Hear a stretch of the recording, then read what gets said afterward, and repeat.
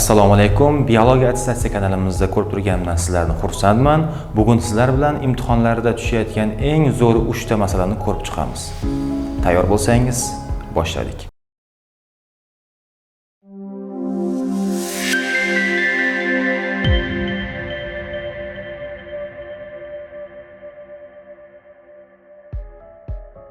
Men Maqsudxon Mo'minxonov 5 yillik tajribaga ega biologiya fani pedagogika o'qituvchisiman. Shu kunga qadar biologiya attestatsiya imtihonlariga 200 dan ortiq ustozlarni tayyorlaganman va ular yaxshi natijalarni qo'lga kiritishgan.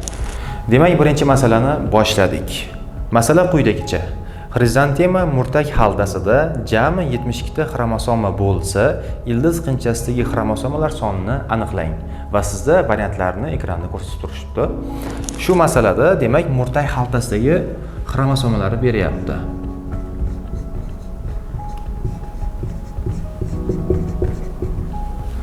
Biz genetika mavzularida o'tganmiz, murtak xaltasini nabori odatda 8n ga to'g'ri keladi.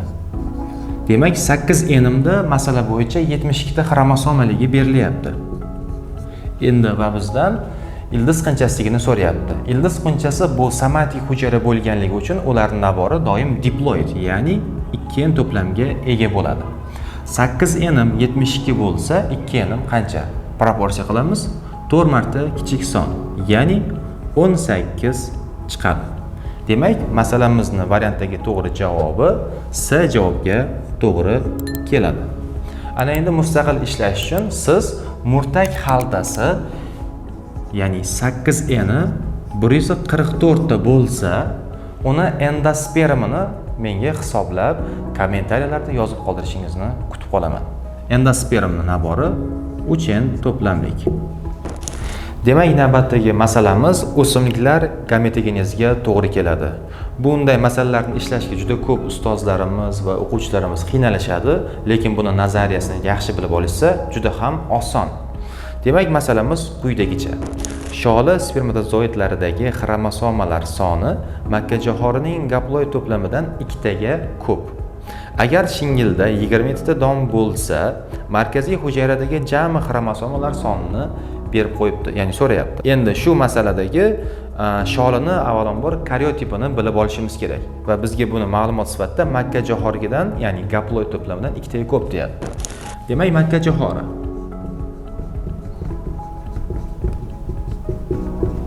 uning karyotipi aynan bu yerda beryapti. Gaploid to'plamiga nisbatan aytganligi uchun n, ya'ni n to'plamini yozib beraman.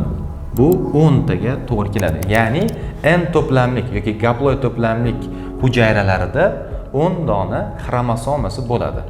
Va sholida deyapti. Shu gaploid to'plamidan 2 donaga ko'p ekan. Demak, 10 ga 2 ni qo'shib qo'yamiz. Uni n to'plami 10 plus 2, ya'ni 12. Bu degani gaploid to'plami 12 ga, diploid, ya'ni 2n to'plami esa 24 ga to'g'ri keladi. Masalamizda 27 ta don hosil bo'libdi va markaziy hujayradagi xromosomalar so'rayapti. Demak, don yoki urug'lar soni 27 ta va bizdan markaziy hujayradagi xromosomalar so'rayapti.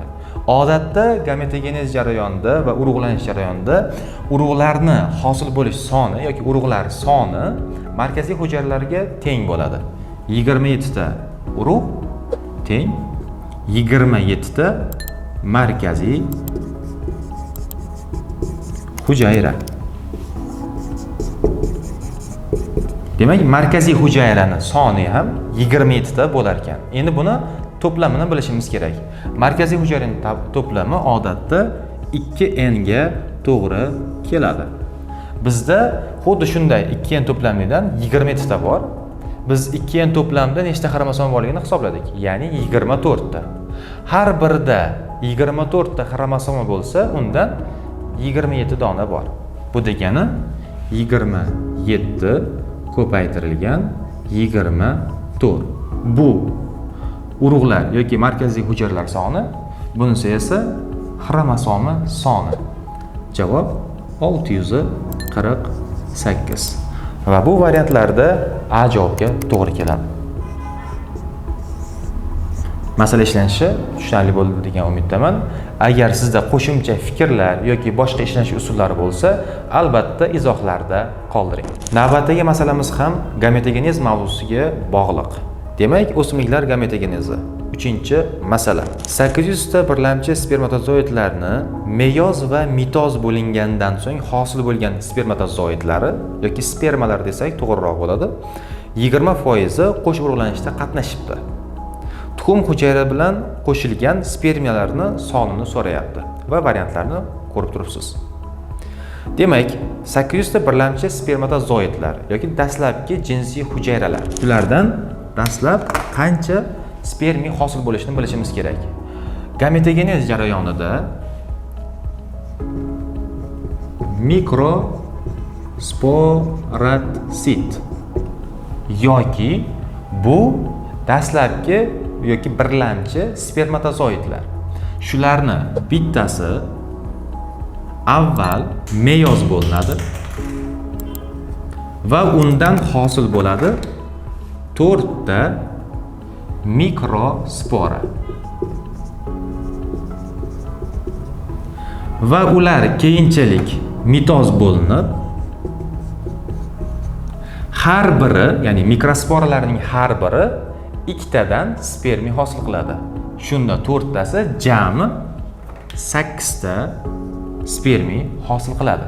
Endi bizda shu dastlabki mikrosporatsit yoki spermatozoidlarning soni 800 ta. Har biridan 8 tadan hosil bo'ladigan bo'lsa, proporsiya qilamiz. Bittamdan 8 ta hosil bo'lsa, masala bo'yicha bularning soni 800 ta. Bunda qancha?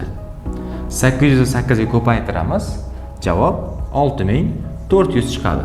Demak, bu umumiy spermiylar soni.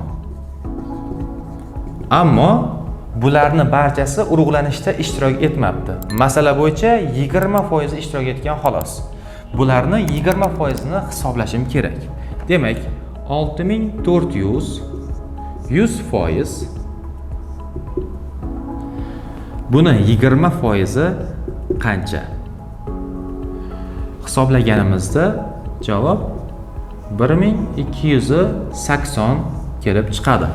Bu urug'lanishda ishtirok etgan spermiylar. Ana endi bularni qanchasi tuxum hujayrani, qanchasi markaziy hujayrani urug'lantirishni bilib olaylik.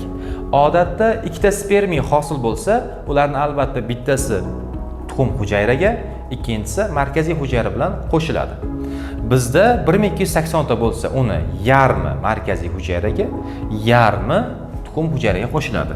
Demak, 1280 ni yarmi 640 bu tuxum hujayra uchun, qolgan yarmi, ya'ni 640 tasi esa markaziy hujayra uchun ketadi. Va bizdan faqatgina tuxum hujayrani so'raganligi uchun javob 640 ga to'g'ri kelishi kerak. Va bu variantlarimizda B javobga to'g'ri kelyapti. Demak, to'g'ri javob B. Shunga o'xshash masalalarni navbatdagi video darslarimizda ham ko'rib chiqamiz. Bizni kuzatishda davom eting. Sog' bo'linglar.